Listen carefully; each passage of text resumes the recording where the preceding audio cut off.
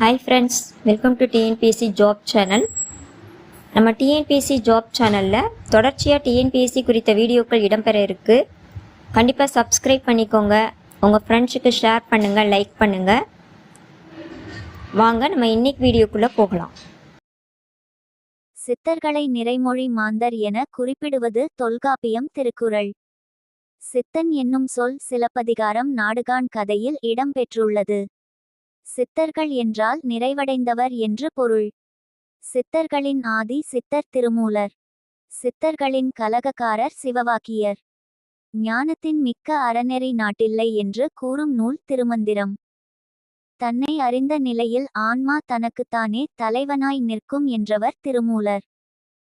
நாடொண்ணாத அமிர்தம் உண்டு நான் அழிந்து நின்ற நான் என்றவர் சிவவாக்கியர். சாதி பேதம் ஓதுகின்ற தன்மை என்ன தன்மையோ என்றவர் சிவவாக்கியர். சித்தர்களை கிளர்ச்சியாளர் என்றவர் கைலாசபதி. சாதி பிரிவினிலே தீயை மூட்டுவோம் என்றவர் பாம்பாட்டி சித்தர்.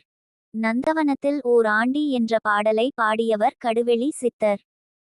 வைதோரை கூட வையாதே இந்த வையம் முழுதும் பொய்த்தாலும் பொய்யாதே என்றவர் கடுவெளி சித்தர். பாம்பினை பற்றி ஆட்டாதே உன் பத்தினிமாரை பழித்து காட்டாதே என்றவர் கடுவெளி சித்தர்.